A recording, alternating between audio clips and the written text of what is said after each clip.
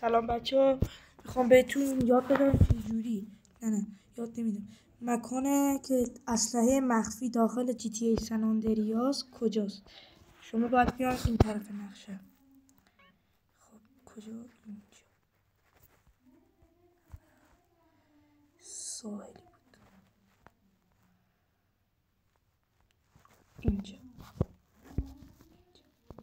اینجا تقریبا همینجا هست.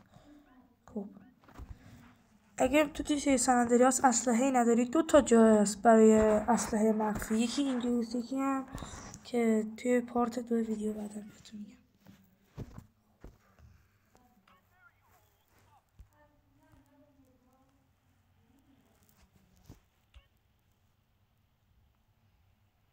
بریم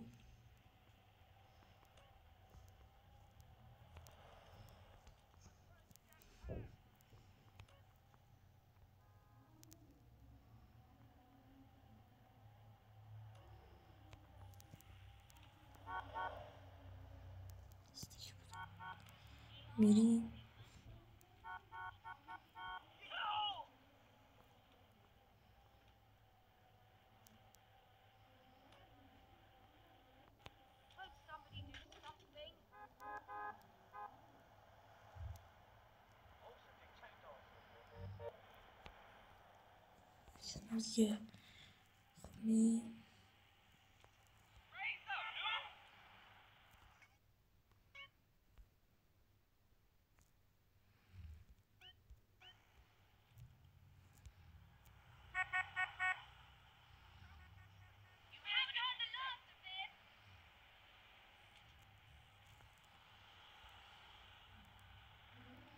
سرعت مال ماشین بیشتره.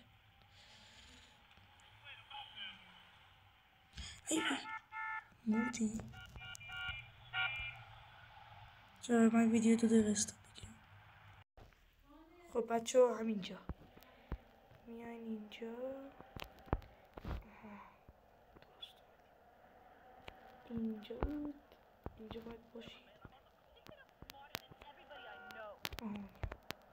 اینجا پیاده میشیم. اینیش یه اسلحه منگان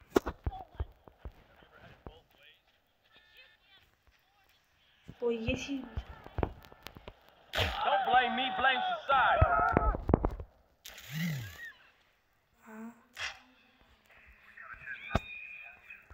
تا یه ویدیوی دیگه. خدا نگهدار.